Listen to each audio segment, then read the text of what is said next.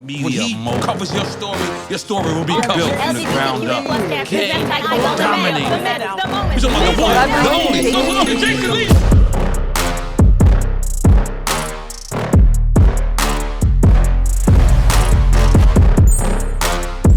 If you've been watching my career, you saw me on reality TV with a hip hop show, then went over to Wildin' Out with Nick, thought I could rap. I'm not a rapper, I'm bad at all of that, but what I am good at is getting rappers on my show, and we're gonna welcome NLE Choppa here today.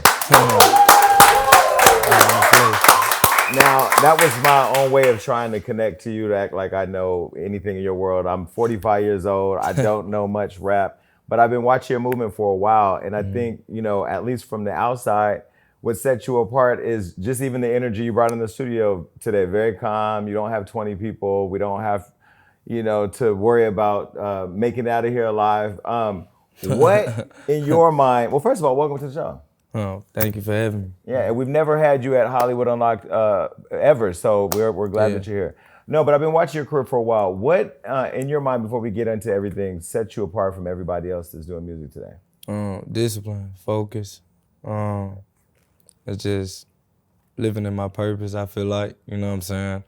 And that all comes with discipline. You know, to be able to be in this industry, to move around a lot and always have to, you know, move for the greater good of God. So, you know, I feel like that's what kind of set me apart from a lot of things. Where do you find discipline at 20? Just knowing, like, since I've been younger, I've always been hard-headed. I always went against the grain. And it's just always learning from the mistakes I made and seeing where it landed me at. And not want to go back down that route. You know, I feel like maturity builds, maturity comes from if you master the lesson you get sent every day. You know, I feel like every day is a repeated cycle of things we have to overcome. And, you know, God gonna keep giving it to you until you overcome it. So I feel like discipline just came from me getting the same signs, the same things, and just failing them a few times. And then by that third or second time, I'm like, okay, next time around this problem will come. I'm gonna make sure that I'm ready for it and pass it, you know? So you grew up in Memphis. You grew up mom and dad? I got my mom and my pop. So when you grew up in a normal household in Memphis, because I've only been to Memphis once, they were like, are you out here by yourself? I'm like, yeah. Well, you know, they were basically, then people told me Memphis is a really dangerous city. Was that your experience growing up? Did you see a lot? Did you experience a lot? A whole lot, you know, from shootouts to friends getting shot, having to take them to the hospital, from seeing people die, losing friends at a young age. So it's always been something I've been accustomed to. You know, it's kind of like, it's like it begins to happen so much it's a norm, you know, where we come from. So yeah. So when you were growing up, and you're still growing up because you're only 20, I keep forgetting, especially now, like seeing how you carry yourself.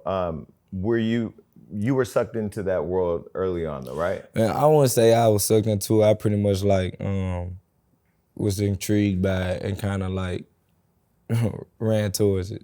I went towards it instead of it kind of like pulling me in.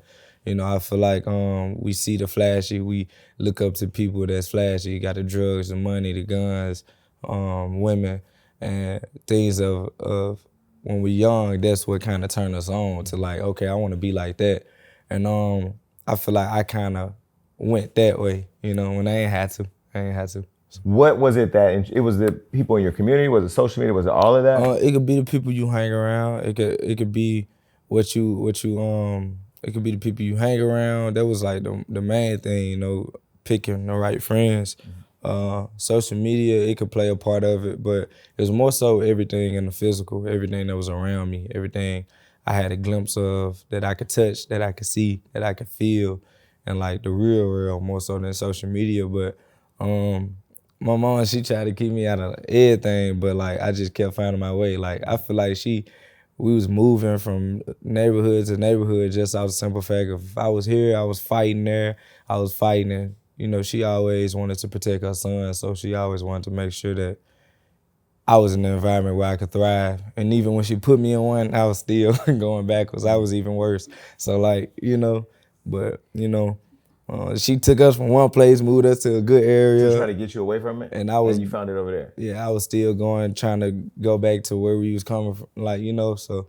But it was just more so, it was like an adrenaline rush. It was like a high to be able to live that type of lifestyle, you know. But glad I'm out of it now, you know. Well, where I first started seeing you pop up, you were like the king of Snapchat. How did you even get your like following to just go crazy on social media like that? I think it went crazy on just other platforms when I got banned on Instagram like at 16. So like a lot of my fans was like scrambling, like where does he post? You know, where is he at? Like my Snapchat would get like a million views sometimes, and I'd just be looking up like, what the hell? You know, like accidentally I just post something, and that's just the type of engagement I got from, I guess, when they took my page down. Like a lot of other pages, my Twitter, my TikTok, my Snapchat, it grossed a lot, you know what I'm saying? Because my fans just that loyal, you know, that die hard. And you were always hanging out with the homies, and it was always money, jewelry, running around. Do you still do? I don't really see you doing that anymore. No, not really. My circle real small, you know. So what happened to all the friends, all the homies you were hanging with before? You know, I feel like I said this time and time again, you know, I used to travel 30 deep, and after out of 20 of them, you'll have at least 20 snakes, and then you go to 5, you'll have at least 5 rats. So 25, and then you got 5 left out of that 30, and those probably be the solid ones that you pick and, you know, take with you throughout your journey of life with you, the ones that's worthy of it, the ones that speak to you, keep you out the way, guide you, and, you know, not the yes man, and the loyal one, you know, and that's pretty much how I built my circle and built my team. But where did you realize, was there something that happened that made you realize that? Everything had to happen. It had to unfold for me to see it, you know what I'm saying? I couldn't just wake up, and a lot of things that happened was God, you know. One thing that happened without anything had to happen in the physical was God sent me dreams. You know, he's always spoke to me through dreams or like visions. Like sometimes I'd drift off and just be seeing something. But he spoke through me through dreams, and he let me know like he was putting stuff into it. It was crazy. It was right before all the rappers started getting indicted with RICOs. Like, you know, I think we got at least 12 to 13 rappers locked up right now facing RICO charges. But that just grossed and started happening like the last 3 years, if I'm not mistaken. But right before all of that started happening, I got my sign. Like, I had a dream of me and everybody I was rolling with getting locked up, and I knew what that was. So I kind of separated myself, and I walked on the journey of faith by myself. You know, I went on a whole spiritual journey. Told everybody, I'm like, hey man, we gotta chill out. You know, God's sending me something, and all this fails. How did people respond to that? Like, how did the people that you were in the streets with doing street react to you having this dream from God and wanting to walk a different path? You know how they react. You know, but like, people react different. No, people react different. I'm gonna tell you. I let people know like when it's my last time doing something, you know. If I'm in a space amongst people, or if I'm in a space amongst the occupation I don't like doing, and it's like, okay, and I look around, I'm like, and I take a deep breath, I'm like, okay, I think this is my last time being right here, you know, and that's pretty much what happened, you know. I just said, it's my last time linking, it's my last time being right here, and after that, I just made sure to focus on myself, and I stood on that, and now I feel like the survivor out of a lot of people, you know, and over the course of those 3 years when I went on that journey, I can't count on both hands how many people died that was in that circle. I can't count on both hands how many people went to jail that was in that circle. So I just thank God every day for always guiding and protecting me, you know. Did you ever feel any guilt for leaving? No. I mean, you can't really feel guilt because first and foremost, you can't save everyone. It's not your due diligence too. You know what I'm saying? At the end of the day, we come here on our own. We're going to leave on our own. You got to make sure you straight first. As long as I gave the person a word, you know, as long as I said something, that's what I had to do, you know. Never really feel no guilt about it because I just feel like everybody got their own thing written over their life, and, you know, God show you certain things, and after you get your sign, you just got to move accordingly. You know? But most of the times, at least, you know, when I was growing up, a lot of people were guilted into staying in the streets because they were guilted by their community. Oh, you're selling out, you know, you ain't down anymore. And a lot of people succumb to that pressure because they don't have the mental strength to understand individuality or like God and the power of being able to figure it out. You never felt, or nobody ever tried to pressure you into feeling like you were abandoning? Yeah, they did. all the time. Okay. All the time. Some guys still do it. But at the end of the day, they'll see me and it won't never be in its static because you can't do anything but respect it. You know, from a distance you might hate, but in my vicinity you have no choice but to respect it because I'm a man. I'm providing for my family. You know what I'm saying? I gotta do what I do. And at the end of the day, a lot of people know deep down inside that they can't go everywhere with you. But it's like, it just be something in them that to the point to where they still want to find a reason to hate, but they know. You know what I'm saying? They know you can't take care of everyone.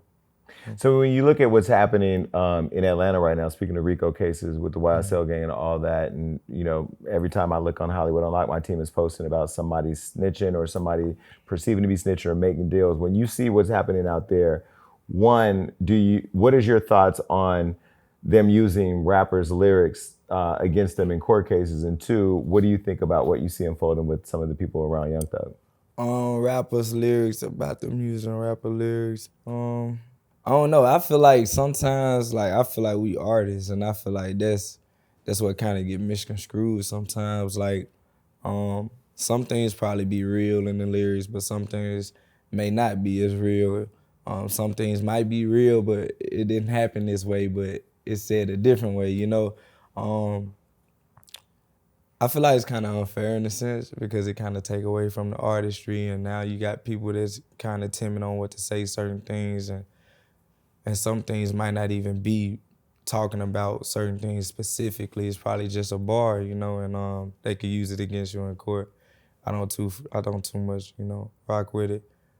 As far as the RICO case in Atlanta, it just shows you the unconscious contract you sign, you know, with dealing with street activities, the gang life, you know, it's either death or jail.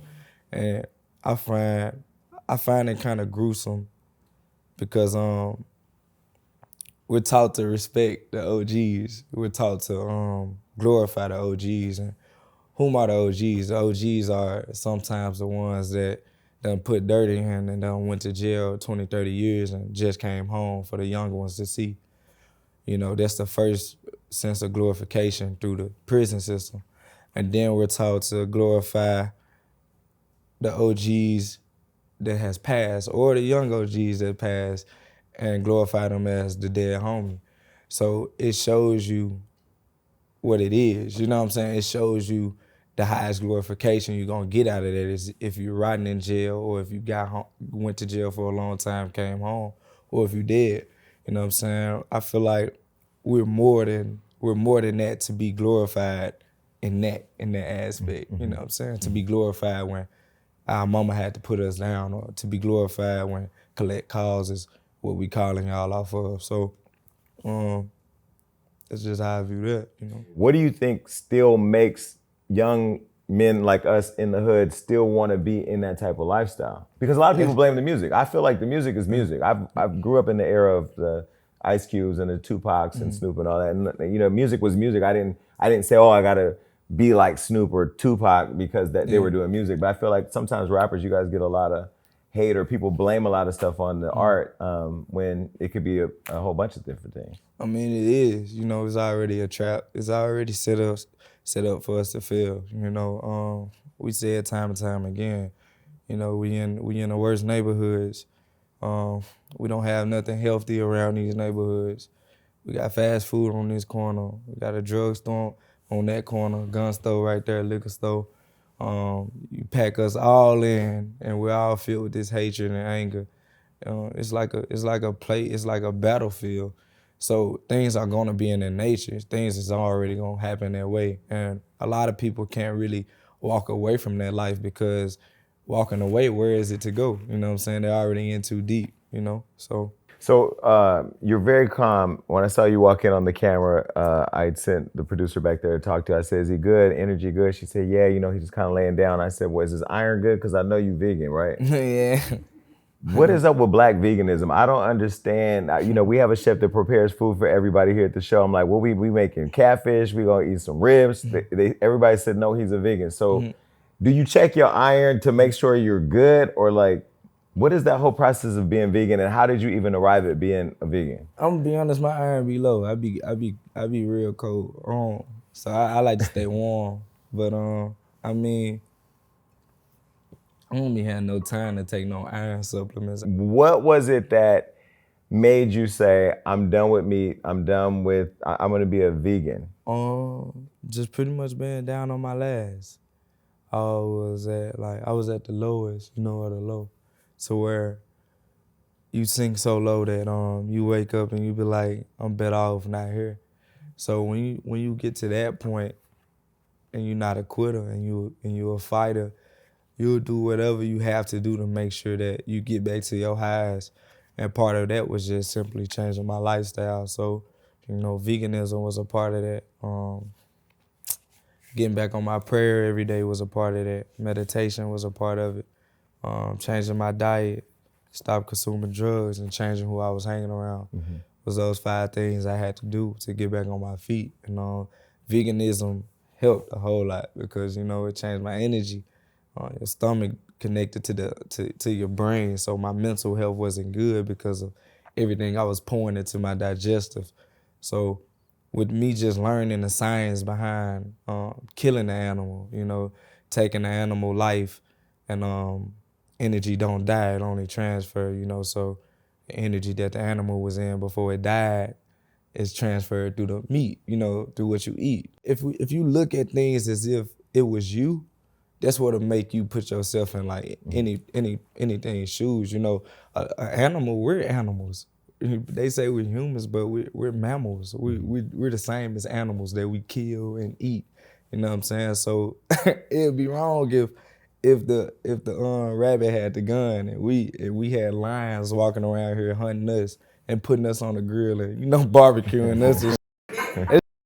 Like, that's a universal law, what I'm saying? That's God creation. You know what I'm saying? You had Noah. Noah, he went, built the ark and saved all the animals for God. He didn't put them on a boat and start cooking them. You know what I'm saying? Was there ever a time where you second guessed going vegan, or did you just go cold hard vegan and that was it, never look back? I cold turkey. Like, what was happening with me was like I would meditate. And I come out of a meditation and I have my energy, I feel great, I feel perfect. And then I eat what I was accustomed to eating. And it'll put me in the same state of mind and the same mood that I was in before I meditated. So you started realizing early on the effects that food was having on your mood. Yeah. So like meditation brought awareness to everything around me. Rather, it was the same thing when I tried to smoke weed right after. I felt the same way. Same thing when I surrounded myself around, what's the name of such and such. I'm like, damn, I felt the same way after. So meditation brought awareness. Like, a lot of people don't understand. We're not having self-awareness because of so much we're doing. We had to go here, we had to go there, we got to do this. So we're not really too aware of what's slowing us down through the day or what's hindering us, you know what I'm saying? So I ain't gonna lie, people quick to say, oh, I ate all this food, I got the itis. Nah, nigga, you ain't supposed to eat that. Like, but when you were growing up, I know your mom was probably like mine, that if she cooked something and it was on your plate, you have to finish your whole plate. Like, we're also conditioned, like, we gotta eat every damn thing when we don't. Yeah, and that's another thing too. Like, I don't know if it's because like the type person I am, my zodiac or whatever, but like whatever I do, I gotta do to the fullest. No, your zodiac is a Scorpio. You're supposed to be to the fullest, and you're that also too. celibate. We're gonna talk about that. We with over here. It's my first time meeting you. I gotta get into all. You're a very interesting person. 20 years old. You're not, a mess like a lot of the people I meet at 20. Strong addictive traits too, though, and like we're real passionate. That's the animals in us. Yeah, raising animals. We passionate as hell. So I take passion in everything I do. So when I was doing drugs, like I had to be the highest in the room. If anybody was in the room higher than me, I was mad. Wait, what? It was a competition to see who can get the most high? Like if you was higher than me in the room, I was mad, and that was a problem. Okay, this is where I'm gonna give you the gift. So we always give our guests a gift. Where's this gift? Oh, there's your gift right there. You can just grab it on the side of the couch. Now, we have a candle burning while he opens his gift. We usually have a bunch of De Leon out here, but we knew you're... I already know what this is. What is it? It's a singing bowl.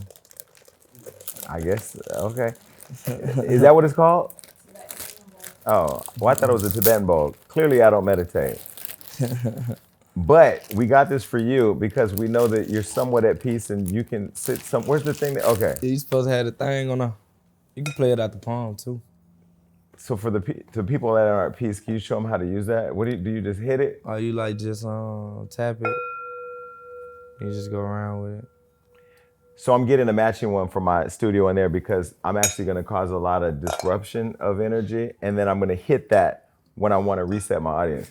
But no, you know, I find you very interesting because I feel like right now when I log into Hollywood Unlocked every day, my team is posting another young rapper getting killed, another young person that looked like me that's not living out the full potential of their life. And then, you know, when I don't know all of you guys, but I do watch you on social media and I feel like I know you as do the fans.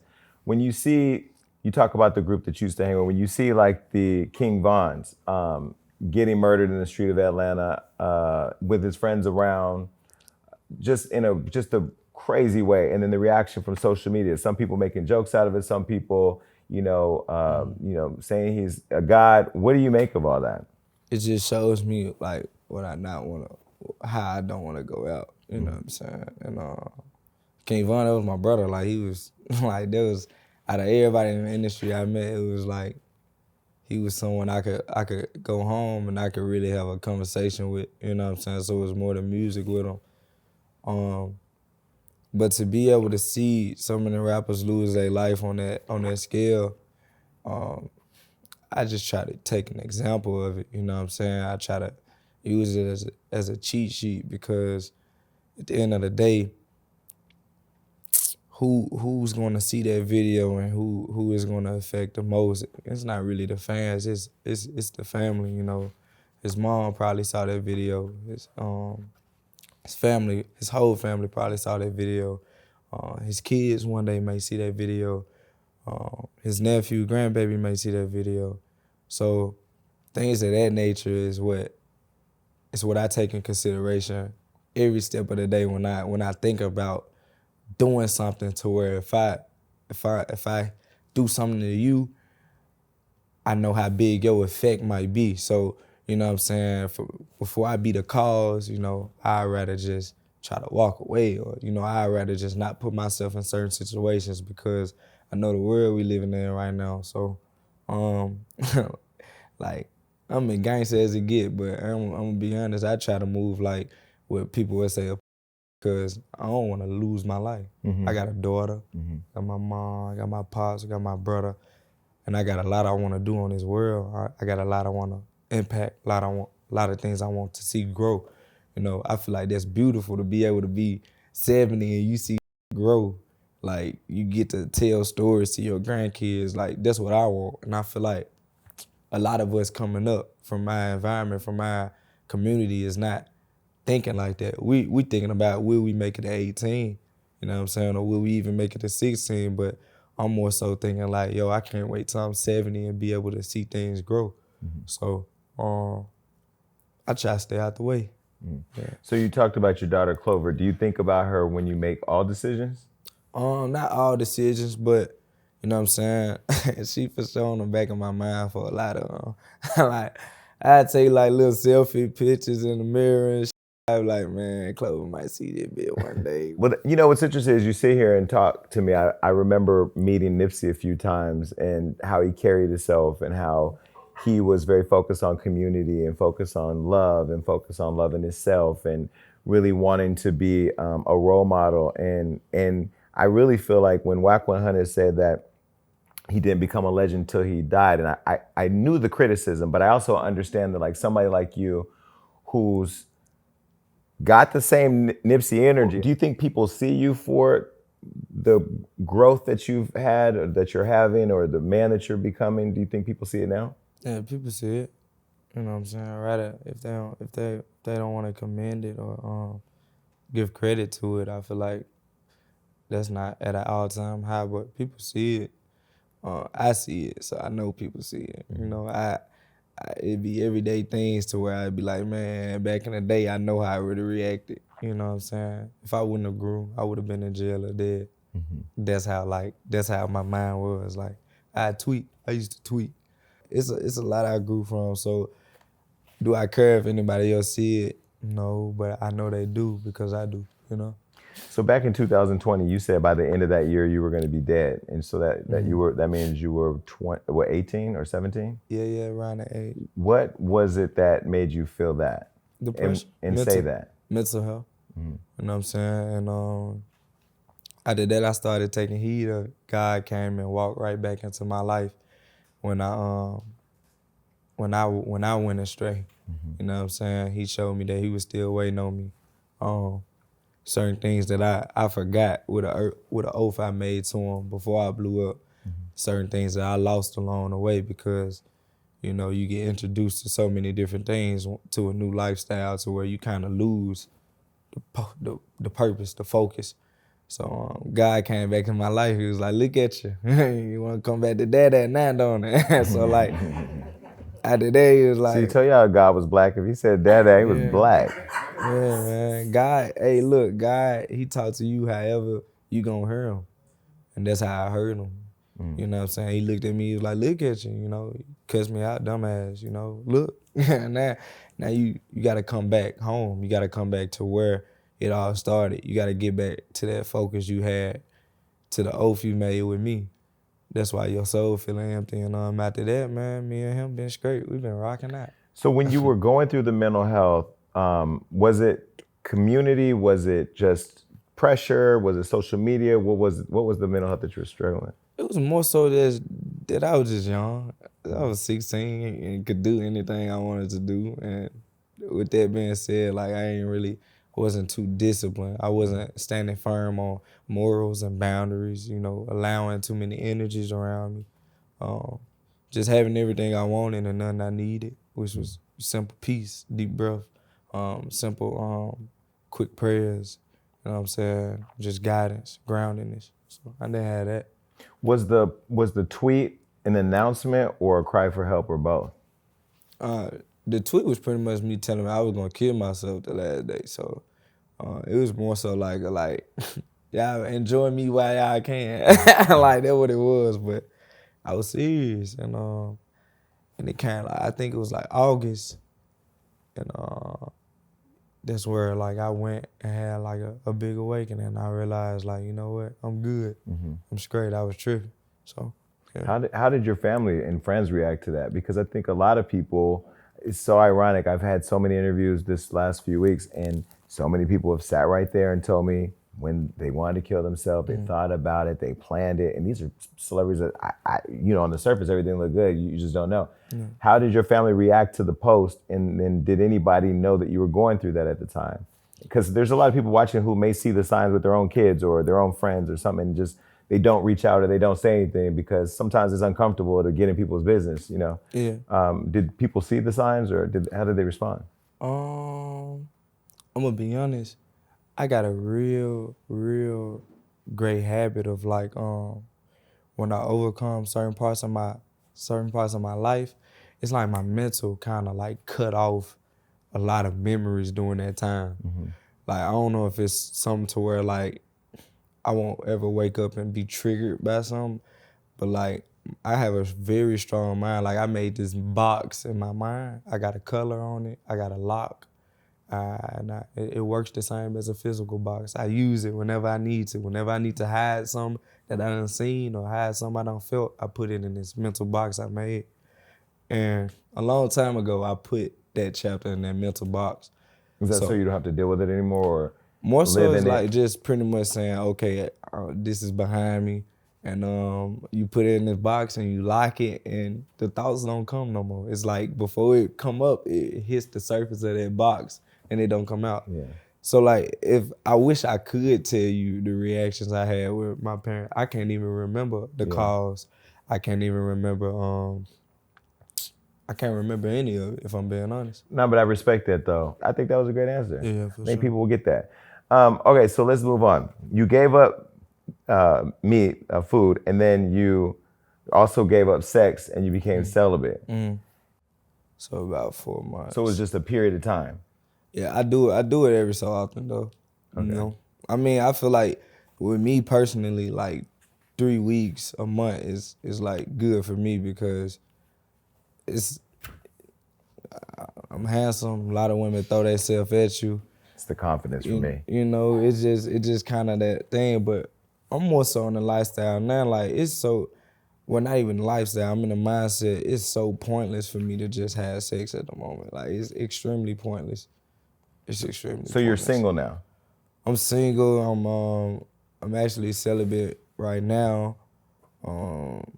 How do you at 20 years old, famous, got money, good looking, have everything at your feet and still have the self-control of saying, I'm gonna go these 3 weeks without touching anything? Man, look, it's what's needed. You know what I'm saying? It's needed to be able to keep building, keep growing, and keep trying to accomplish the things I have to accomplish. It's needed. So I was taught to focus, man, the dangerous, man. Like, you know, if we thinking with the wrong head, we can't stay ahead. So that's just kind of like what I try to do. And just know everything ain't for me. You know what I'm saying? Anything lustful, quick, temporarily, is not for me at all times. But, you know, you can sometimes balance it out. Sometimes you can have your fun. But I just know what goals I'm working towards. Now, I don't think it's like fun time right now. I don't think it's playtime. Once I reap, you know, off the things that I'm sowing, I can relax and have some fun. But as of right now, it's like I'm focused towards something. Once I have like a goal in my mind, like, some JJ ain't gonna cut it with me, you know? The goal though, is it proven to yourself that you have the self-control, that you have the discipline? Is it like not allowing anything, whether it's food, whether it's the streets, whether it's drugs, whether it's sex, to consume you or control or influence how you move? Is that what it is? Yeah, it's more so just being focused, just discipline, because sometimes we're not focused. I don't think a lot of people have something to focus on. I mean, it's just certain things I'm focused on at the moment to where it's pointless for me to just go that way right now. So, and also just building discipline to know everything ain't for you, you know? You're literally the opposite of Nick Cannon. Like, you're literally the opposite. Although you've been researching cities where you can move to, where you can have 10 kids and not pay child support. Who, me? Yeah, I said something like that before, I think. Do you want 10 kids? Like, how yeah, many? I want a lot of kids. I want a village. I mean, we're here to produce. But what's a lot? 5? What you mean, a lot of kids? Yeah. What's a lot like of kids? what? How many kids do you want? Your mother over there is just, she's. I feel like 10 kids for me, that's cool. 10? Yeah, 10 kids. There might be more than that, but 10 kids is cool. Do you want 10 kids by one baby mom? The journey of life ain't gonna like give you one person to just, sometimes it can, but you said you want a house full of wives too, so. Yeah, I walk a journey. Like I'm not gonna be like, hey, you finna have all my kids. Like that's kind of selfish and stressful. Look, she gonna be crazy. 10 kids out of one. It's the spin for me. I don't want you to have all my kids alone. Let's have 5 other people have kids. Yeah, like that's kind of inconsiderate. Yeah. Like she gonna be crazy. Titties gonna be to the waist. That's gonna be crazy. Can't put that much stress on a queen body like that. So, do you want your house to be full of your kids and all of your women? Like, do you all want to live together? What does the living arrangement look like? It could be spread out. You know, I more so look at it like this. You got a wife that can prepare food. You got a wife that can give schooling, that could teach. Then you got a wife somewhere else that's working. And that's just a 2-home. If you got one that can cook, can do the dishes, clean up everything, make sure your home is spiffy, and then you got one that can teach.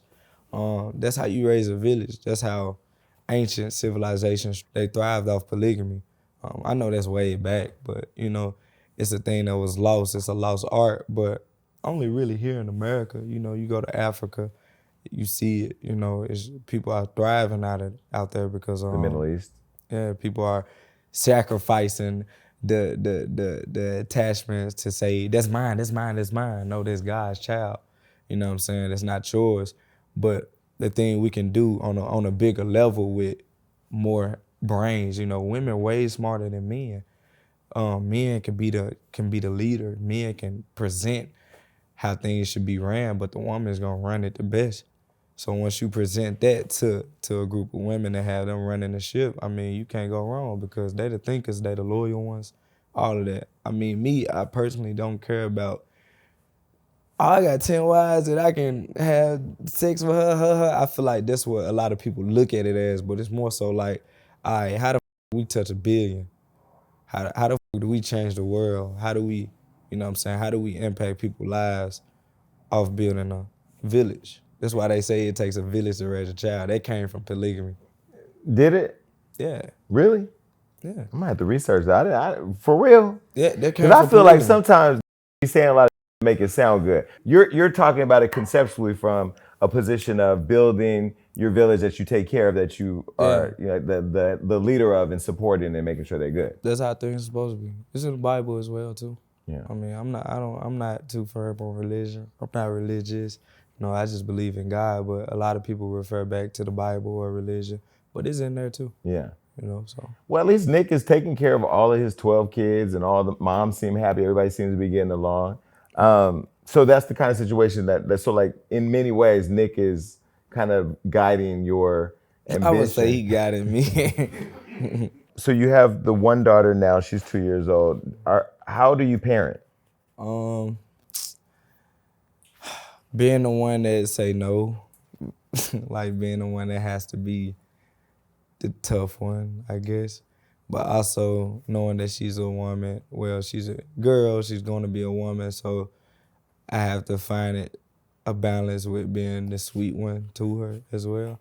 But also, like, you know, giving her that type of guidance and the discipline and let her know, like, you're not going to get yes all your life, so you got to know what you're going to do when you get a no.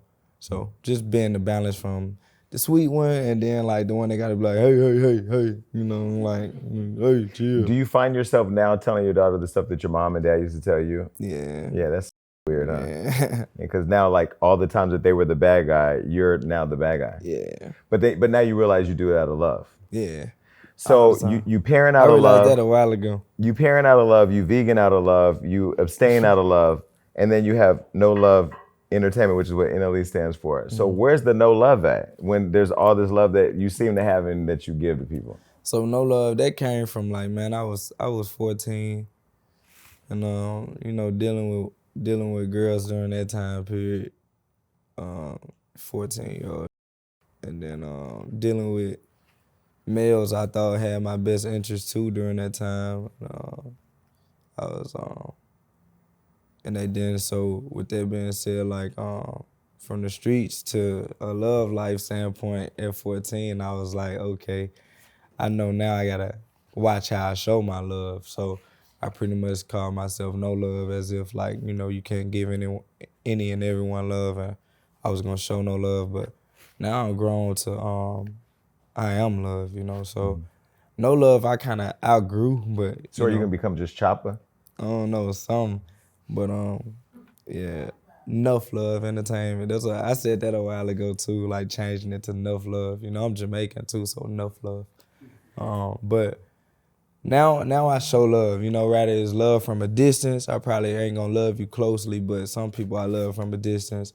It's no spite in my heart. I don't hold no grudges, none of that. So I am love at this point. Do you love Ice Spice from a distance? Ice Spice beautiful, man. So what about Ice Spice makes her so popping right now? Because again, this is a generation beyond me, but I see her everywhere as well. What's making her so popping? What's making her so popping? I mean, you just gotta be and marketable. why you shot a shot at her, right? Mm-hmm. You just gotta be marketable nowadays. But she kind of shot a shot back. Yeah, a little bit. Did y'all ever? Because I know you don't manage your DMs. Your Instagram says NLE Choppa does not manage DMs, but did you ever slide in her DM? No, I got a number. I had it personally. Oh, really? How did that go? No, we talk about music. Oh, really? That's it? No, for sure. Music, that's music. You don't ever say, let's go get a vegan burger or... No. No? See how he was very boisterous on every other question? It seems like you guys have a very good friendship. So when you text, what do you guys text about? Just like, what's the weather like? I don't text her no more. She changed her number, so I watch from a distance. I mean, she do a lot of big things. But you would date her though? Would I date her? Yeah. Would you want to take her to Kevin Hart has a new restaurant. What's that vegan restaurant called? We should call Kevin and see if we can get a pass for 2 to this vegan restaurant. Yeah. He I looked mean, at me like, that's if she want to go, you okay. know. I think y'all would make it look cool. Okay. I don't think she want to go on a date with me. Why not? One thing about her that I will say that I'm watching, just like you now, she's very mysterious. Like, she don't really post captions. She just posts photos and go away. Yeah. So you never really know.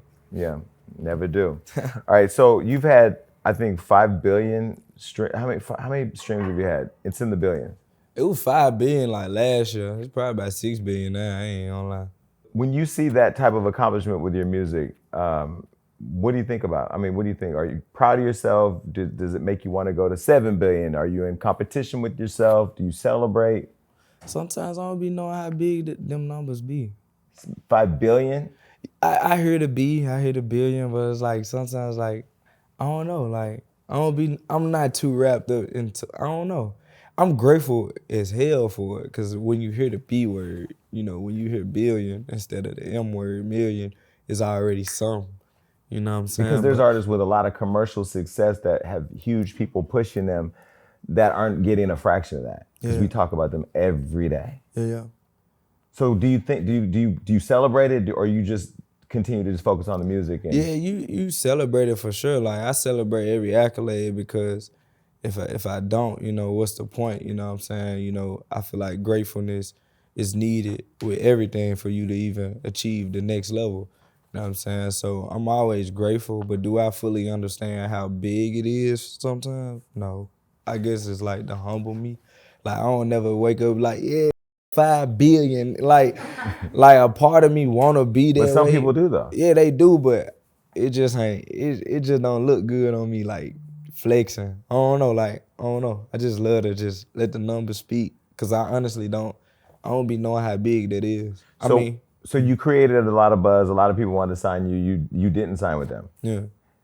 How do you turn down millions of dollars when you have billions of streams with people who have the machine that can only put gas on what you've already, the fire you've already started? What makes you give up that type of money, that type of infrastructure? Is it ownership? Money is nothing if you a slave, you know what I'm saying? Money is nothing if you can't own your music, you know what I'm saying? If I got to sign for 3 point, what it was, they were trying to give me 3 million, and then you own my whole catalog of everything I'm dropping for like 4 years, I'm only gonna touch that 3 million. I'm not gonna touch nothing that my music gonna make when I'm 50. You know what I'm saying? When people go back and be like, man, when you riding in the car with your kids one day, you be like, man, back in the day, Shotta Flow was, you know what I'm saying? Just like how we go say stuff right now, like, man, how mom say, man, back in the days, this song was that.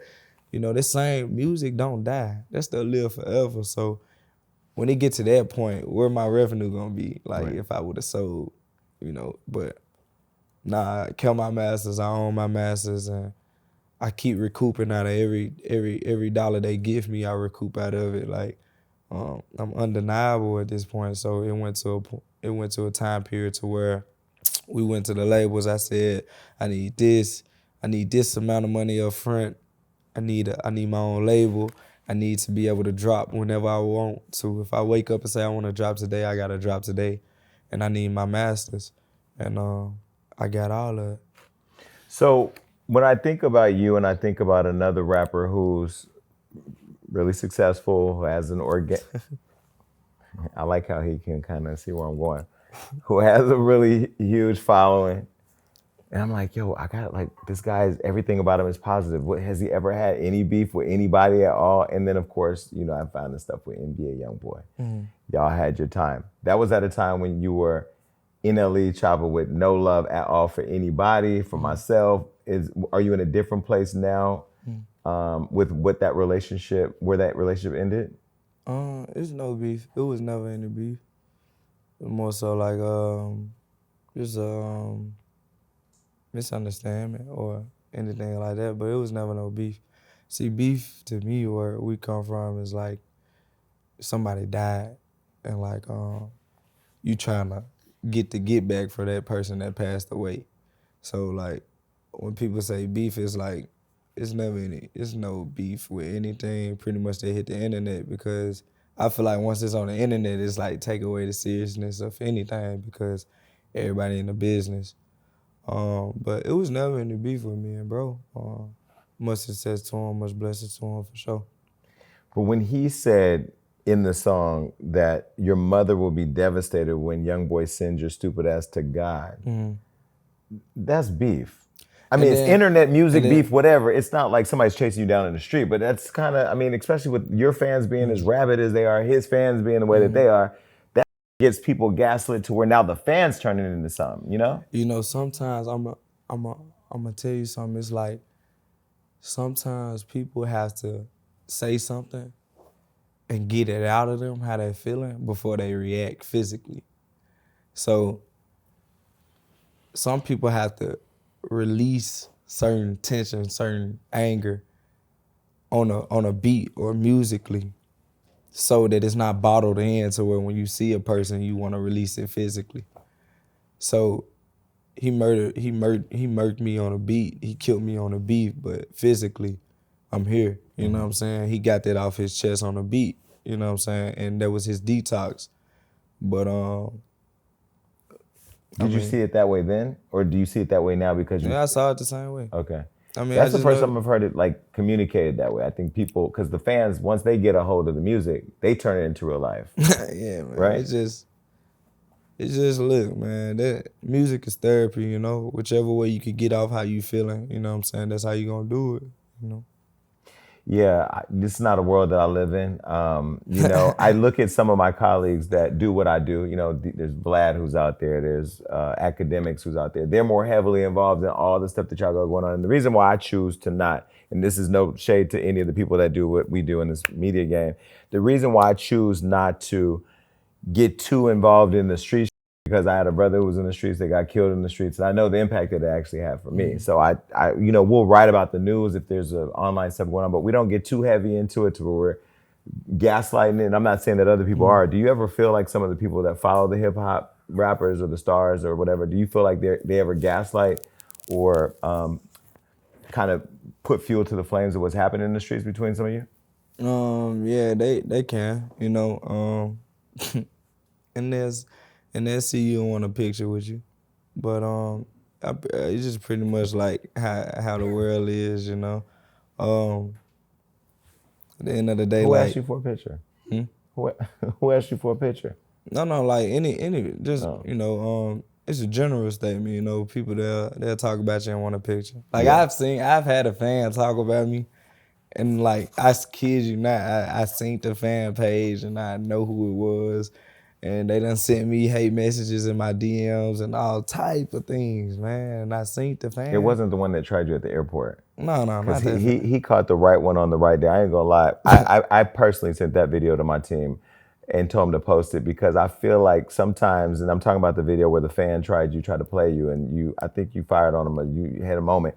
But I feel like people don't see you guys as human beings. On top of the fact that you're entertainers, you come from communities where like your friends are probably still dying, your family still lives there, and they try you and expect you to maintain a certain level of, you know, self-control.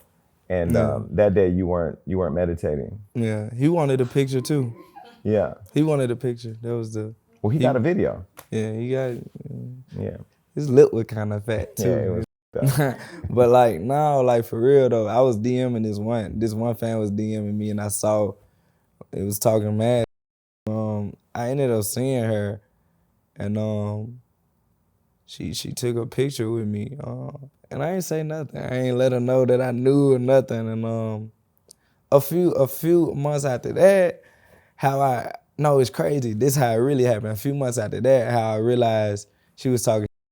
She ended up using one of my herbal products and it helped her mom with something she was facing.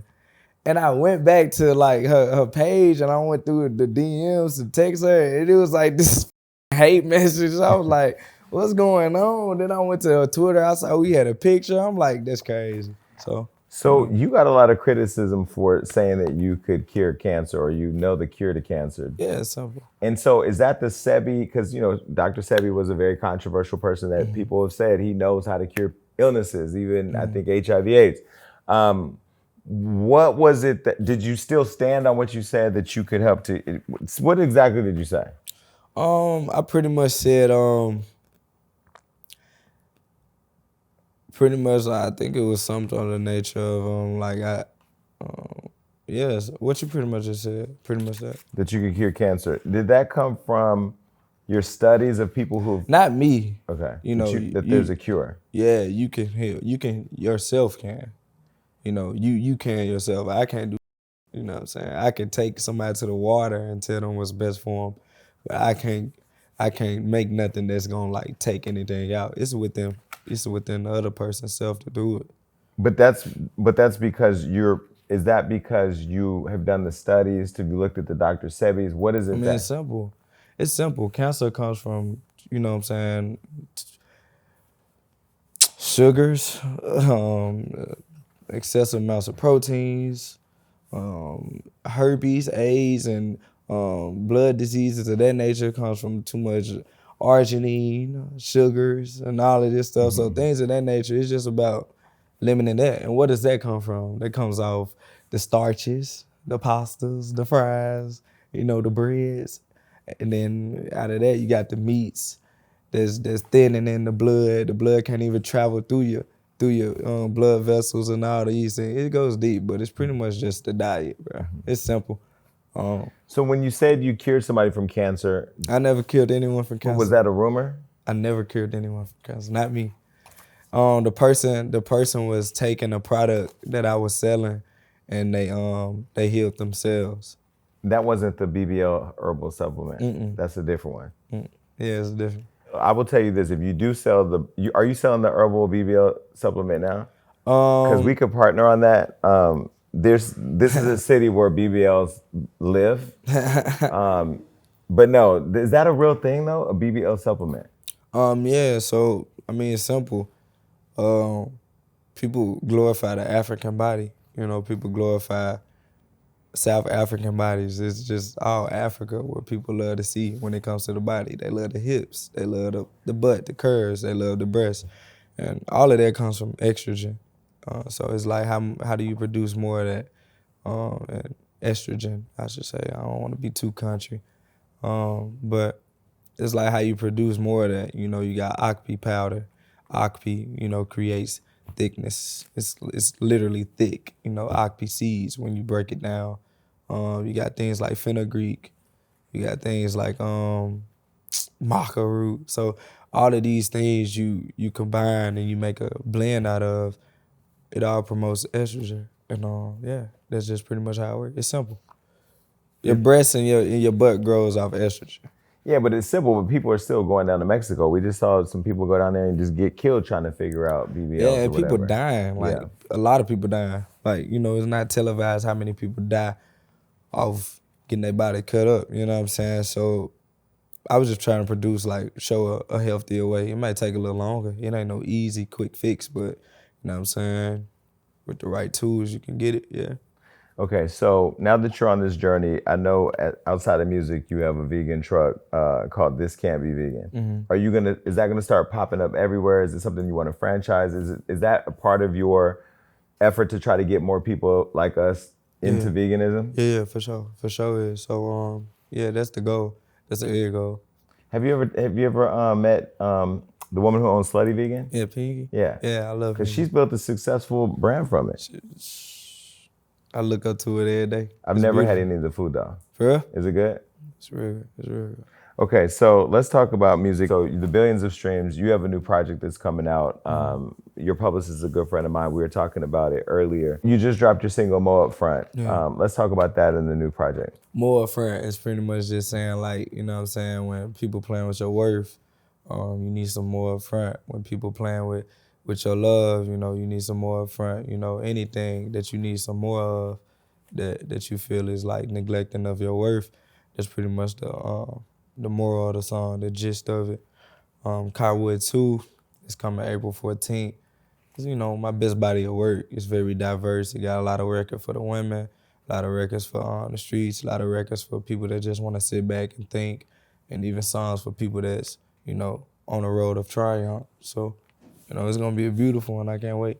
All right, so recently I saw that you ran into Wayne. You have this song, Ain't Gonna Answer. Yeah, 24th of March. And we're gonna talk about that in a second, but you know, I really love the fact that you gave him his flowers. Yeah. And when I look at a lot of the younger artists nowadays that look back at some of the people who paved the way, they don't really show them that type of love and give them their flowers. Why was that important to do that? It was extremely important because I know, like, if I'm, you know, arguably one of the greatest rappers of all time, if not the best, you know, it's a lot of things that Wayne ain't really received. It's a lot of, I don't think he have a Grammy. I don't think he have like this long award sheet, like, you know. I wouldn't be looking for gratification, but it would be much so appreciated, you know? So I just wanted to be the person to show gratitude towards his situation, showing gratitude for how much he changed and impacted my life. And I had to show love that way, you know? You wrote a letter in the video that we saw, and you said, I simply want to physically gift you these flowers to symbolize my appreciation for you as an artist, icon, and more importantly, an inspiration. And you said that you had 3 favorites, Kobe, Tupac, and him. And I think about when you talk about the Grammys, recently during the Grammys, the Black Music Collective honored him. And when he got up and gave his speech, he started crying and he said, nobody's ever gave me my flowers. And when I think about, when I talk to people about his contribution to music and culture and the streets and just his family, and I, you know, interviewed his daughter and stuff, it's like, damn, he's had such an impact and he's never been given that. So I just want to say, for somebody who's seen a lot of people like a Wayne not get their flowers, that I think all of you that sacrifice yourself in telling these stories and entertain us deserve them. And I just think that it was beautiful to see you, you know, have the vulnerability and respect to do that. I appreciate it, man. Yeah. For sure, man. And I hope you get yours. But I really wanted my audience to see you as the man that I see you. And I do feel like, you know, when we lost Nipsey, I think we lost a great thing because of what he represented. And what he stood for. Yeah. All right, now we're gonna get into the game. So here at the Jason Lee Show, we have a game called Smash or Pass. And because you are a praying, holistic meditator who's somewhat celibate, but out here and sliding in Ice Spice DMs, we're gonna play a game where on the side of your chair is a paddle. So you have to get that paddle right there. And this is your camera. You can just say smash, or in some cases, it's okay to pass.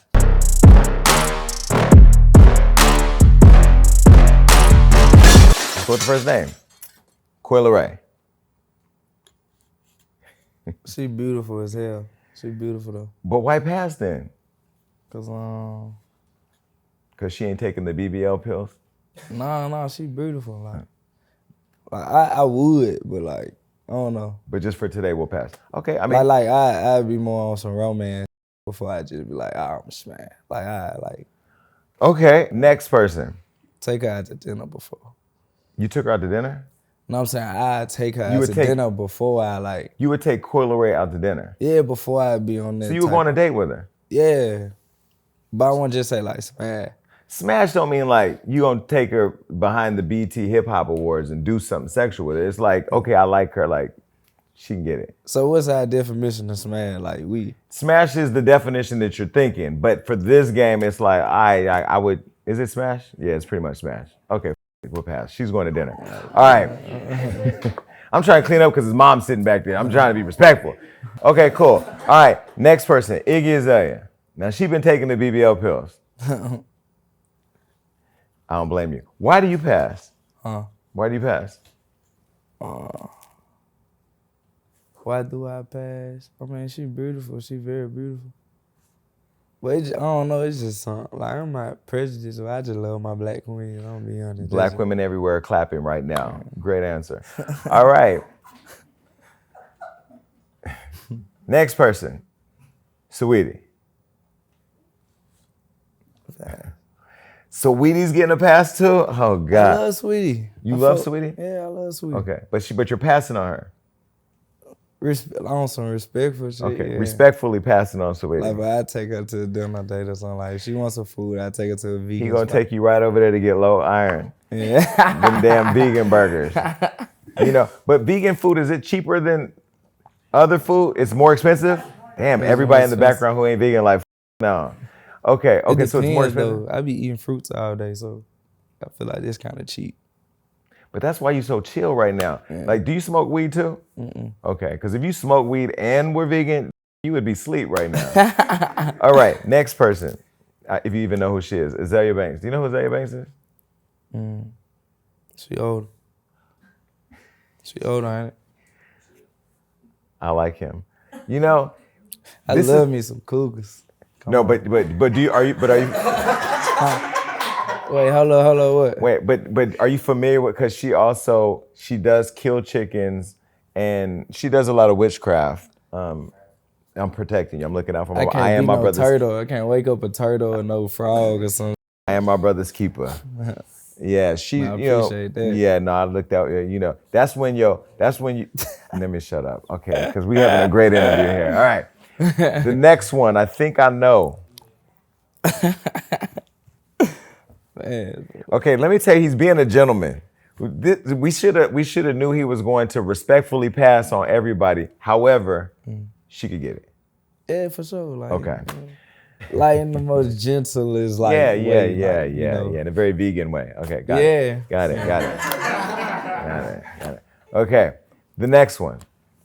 She's a cougar. This is Tokyo Tony, Black China's mom. Now. That shit over. Smart. Why y'all put this in here? Now she gonna be online reading for Phil. She gonna go find your songs and do TikToks about it. All right.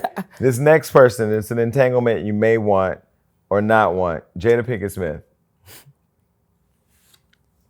Respectfully pass, because she's married. Yeah, man, you can't do that. And you don't want to get punched at the Grammys. Okay. I fight back. I know. Don't let the meditation fool you. All right, this next one, she's recently single. Megan Good.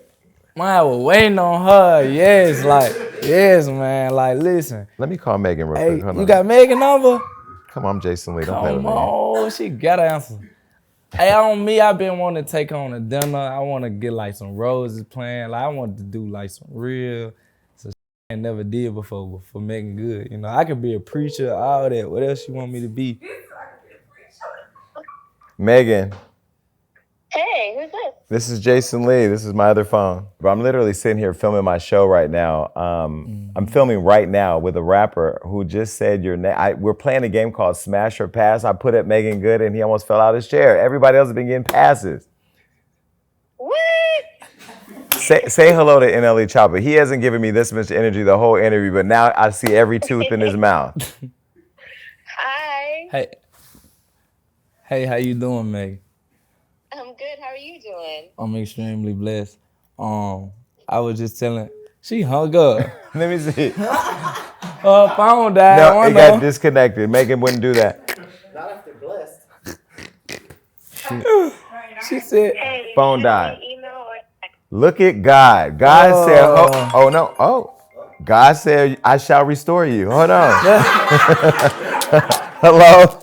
Hey, Wait, sorry, that's my mother breaking through. Wait, What did you say? listen, the phone died. I said, look at God intercepting the call. And then when you called back, I said, look at he will restore you. Hold on a second. let me do this again. Hey, how you doing? I'm doing good. I thought you hung up on me. No, I did not. My mother was calling and I was trying to tell her like I would, call back and then it ended it. And I was like, no. So, pretty much, I was saying that you was pretty much back on the market. I wanted to do something real sweet for you.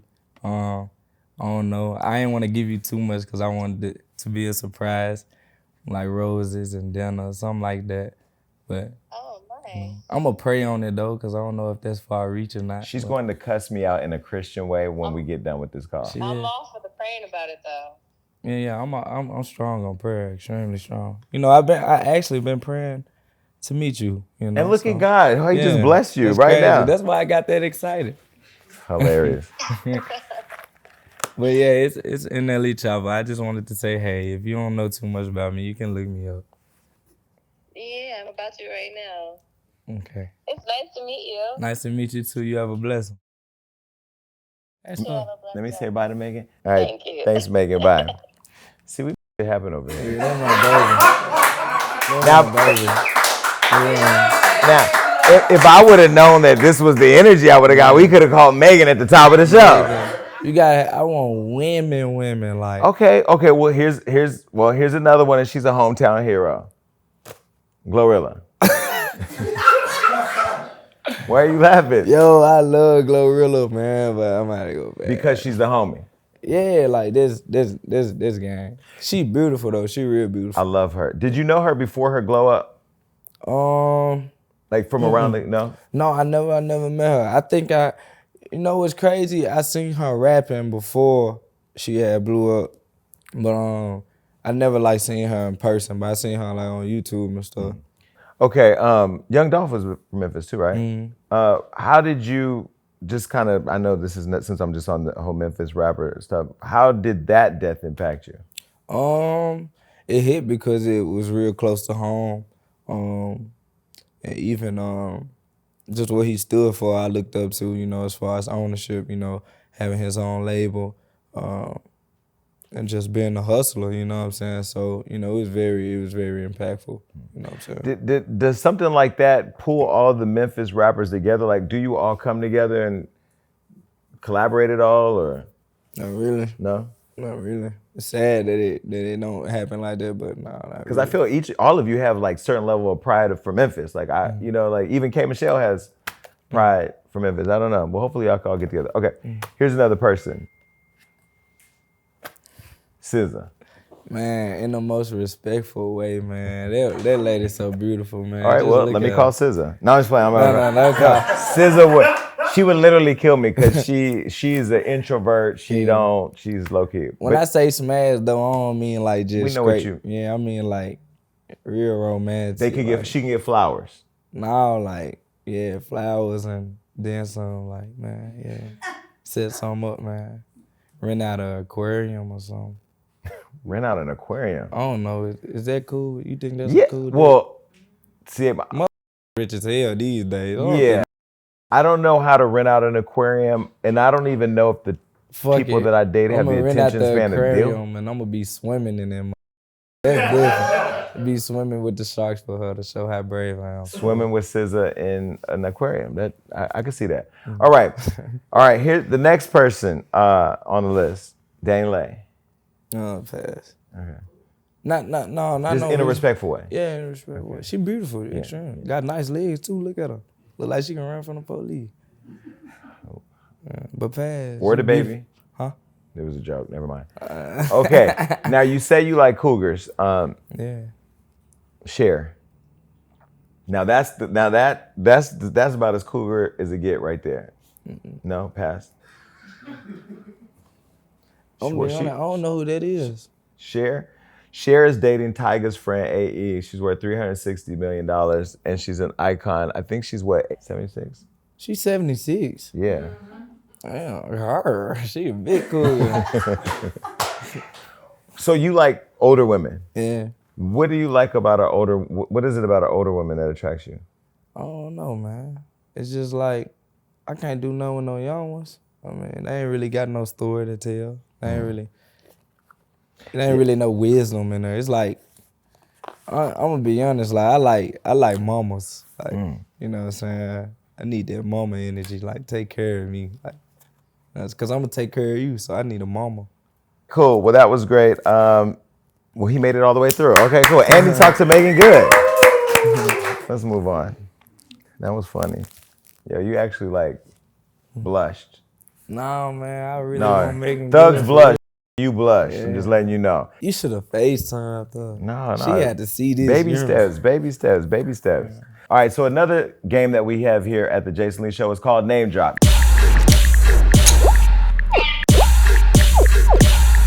Now, I'm gonna drop a celebrity's name, somebody that you may know or that you may not know. The first thing that comes to your mind, you can just say whatever you can think of, or a funny story that you may have, or whatever. All right. Ready? Nipsey Hussle. Legend. Ownership. Powerful. A god. I love that. All right. I know you got something to say about this next person. Look at that smile. Man, the greatest to me. My role model. disciplined, and the best mentality the earth has to grace, you know what I'm saying? Okay. The next person, Dr. Sebi.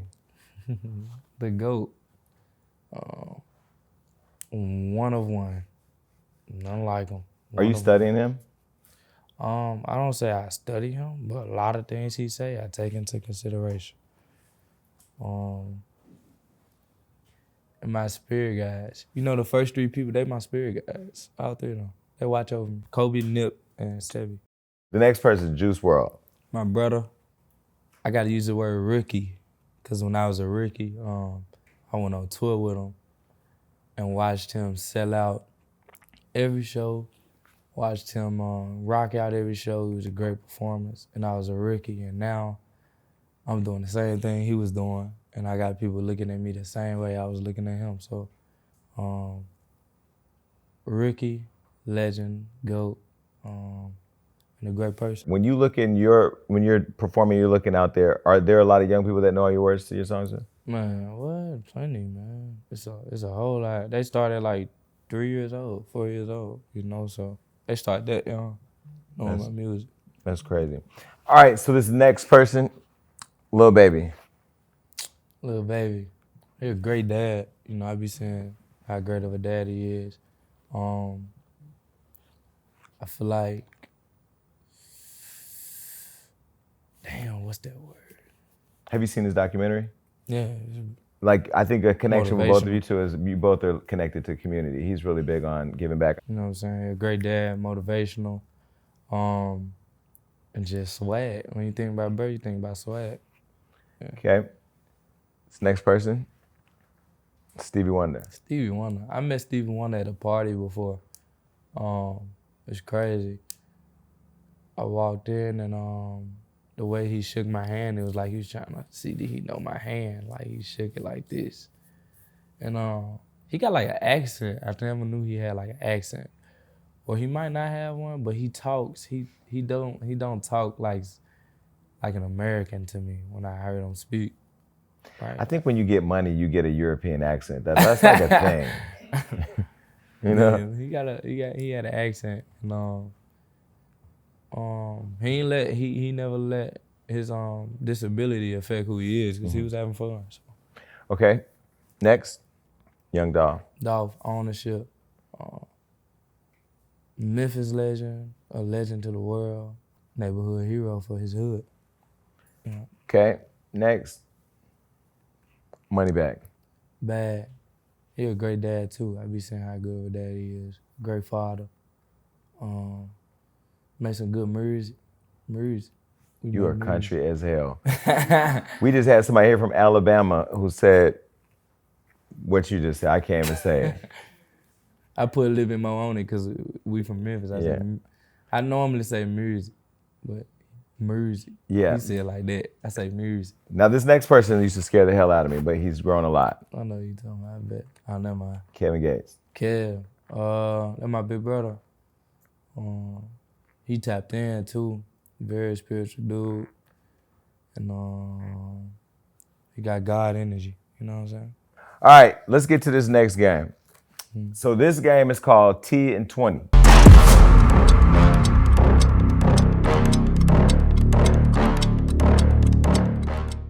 This is a rapid fire game where I'm just gonna put 20 seconds on the clock. All right, so I'm just asking you to get straight to it when I ask these questions. All right. Most famous person's DMs that you've ever slid in? Most famous person DM I slid in? Yeah. I don't know. You don't know whose DMs you slid in? The most famous? Most famous person DMs I slid in. That's okay, you think he's slick. I don't know. I ain't been on Instagram since I was 16. Most overrated rapper, male or female right now? That's crazy. Most overrated rapper, male or female?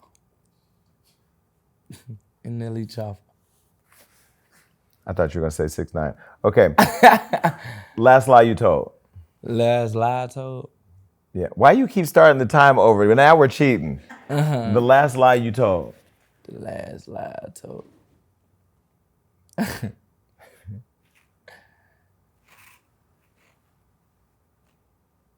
Okay, he failed this game. Go to the next game. Is there another game? Let's go to the next game. Oh, I got one. You have a lie? Yeah. Put the 20 seconds back up. I got What lie did you tell? that I ain't know the most famous person DM I slid in. Who's the most famous person's DMs you slid in? I don't know. That's another lie. Okay, free Tory Lanez or nah? Ooh. I'm gonna plead the Fifth Amendment. He think he on wildin' out. Okay, most expensive thing you ever bought? A Rolls Royce truck, I think, or a house. One of them. Which one You already have a Rolls Royce truck at 20? 18.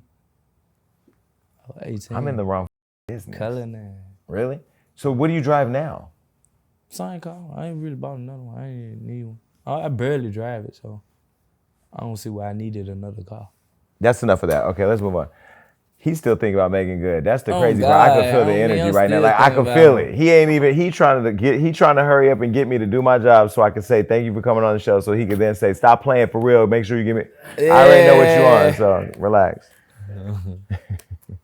I just want to send her like motivational texts. Yeah, I bet. And like don't need text her the rest of the day, but like, Grand Rising Queen. Yeah, I bet. I'm gonna cut all that extra Megan talk out and save it for after the show.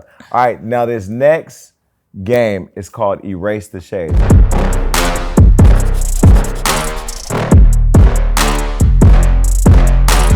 So if you've ever badmouthed somebody publicly or been in the news for your opinion on something or said something shady as you now get to erase the shade. You get to just delete it off the internet. Nobody ever gets to ask you about it because it's gone. Okay, cool. And you can even apologize if you want to, and Damn.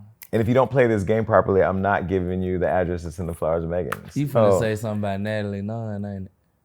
Excuse me? Why would I even try you like that? But since you brought it up, put up the first tweet. I knew that. Somebody tell Natalie Nunn to sit her stuffed hot pocket ass down. Enough crimson chinny chin chin. That's a fake tweet, bro. I ain't why I tweet that. That's verified. NLE Choppa 1. Do you want to erase the shade? Because chins need love too. He said what he said, period. No, I was just playing. I'm erasing. Okay, we can clap it up for that. That's growth. Did you see she just fought on Floyd Mayweather's undercard? She beat up Tommy. Yeah, I saw that. Wasn't that just ridiculous? I was in the room for Tommy finding that. You were? Yeah, she true. They said Tommy was sipping before the fight. She had no chance. All right, the next tweet. When y'all start reporting rappers when they pass or go to jail, can we shine light on they good? How about y'all make a post about the type of person they was instead of when they pass away? Want to be the first to post. Scar was loving, a light, and kept smiles on faces. And you added TMZ on that. Yeah. Yeah, because sometimes I feel like when certain stuff happens, it's just like, oh, let's put it out and see how many likes we can get or views we can get off saying another person died. Mm. Do you feel like when TMZ or some other outlets cover rappers or artists, they only cover the negative and not the positive? I've seen TMZ cover some positive. TMZ, they've interviewed me sometimes about some of the positive things I did. Matter of fact, I did do an interview for TMZ about the Tyree thing. But I feel like the negative kind of gets outweighed. It's like 70-30, the negative way. So do you want to erase the shade? No. Just let it stand? Yeah. Okay. It's not really shade. I think it's more criticism. All right.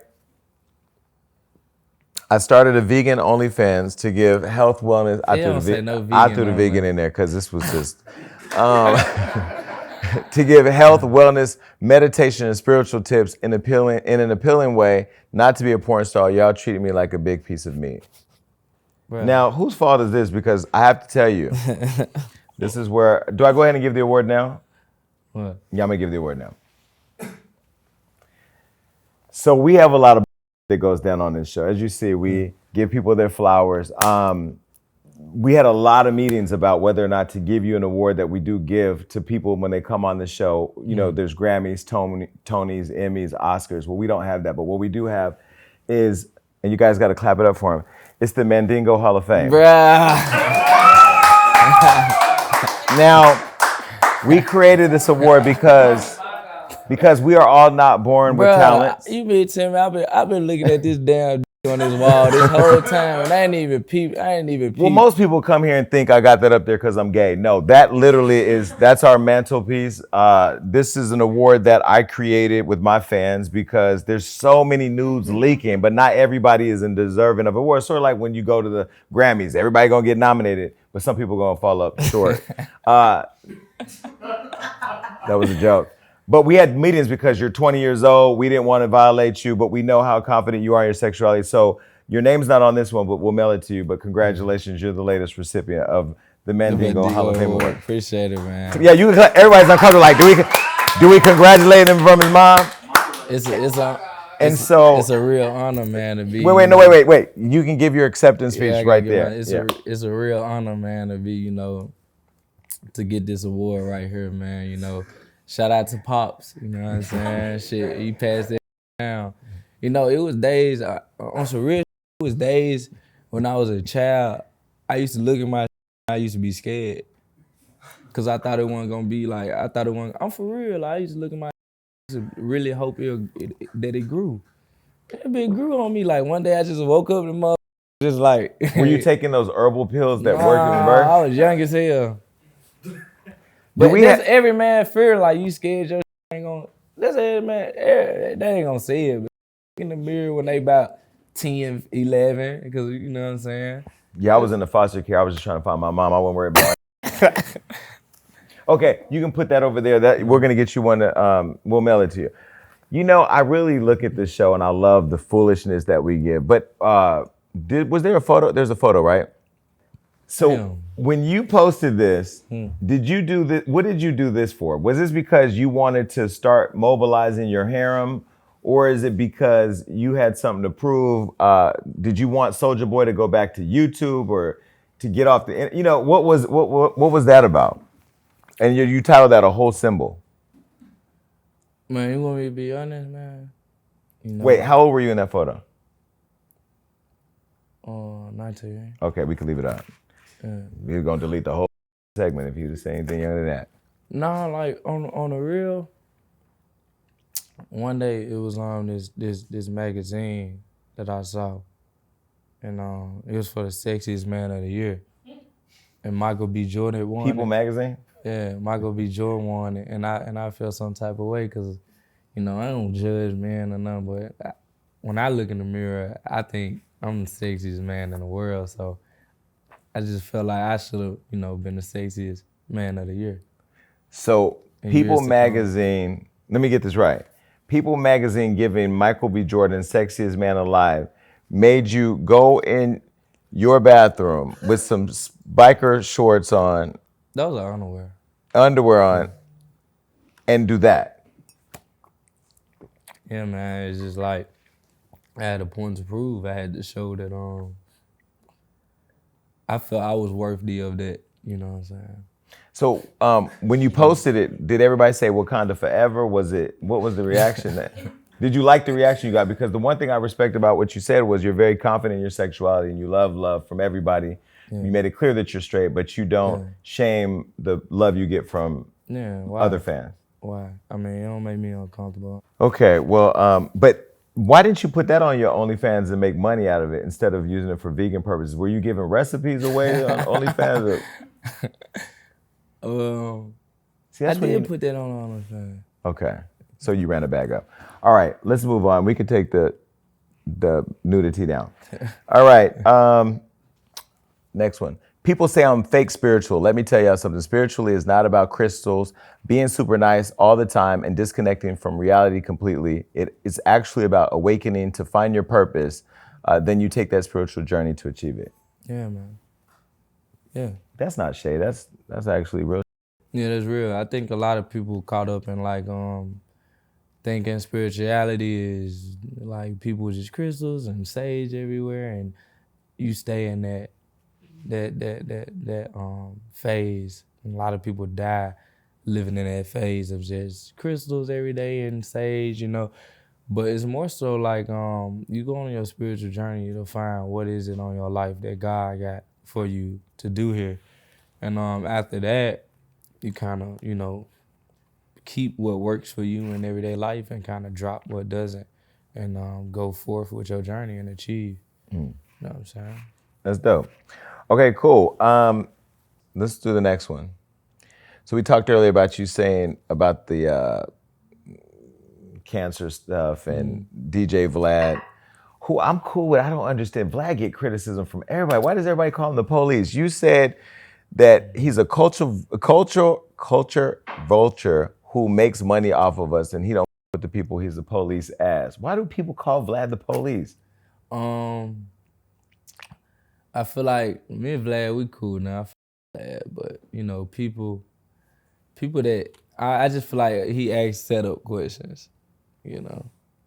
But I feel like really the police is if the answer it the way that he expected them to answer it. So it's kind of like two people kind of play into that role. But Vlad, I talked to Vlad, he thought his questions weren't police, so it's about point of view. But what about is it the police question? Because I'll tell you, I did a Vlad interview, and I did say to him, like, damn, this is one of the most thorough, because he asks a lot of really good questions. I mean, he goes deep into the details. Is it because he's asking street that street not supposed to answer? Yeah, pretty much. But I mean, if the street answer it, then that's like the street fault. Right. You know what I'm saying? And a lot of it's a few got indicted off being off the interviews? Yeah, from his platform. Oh wow.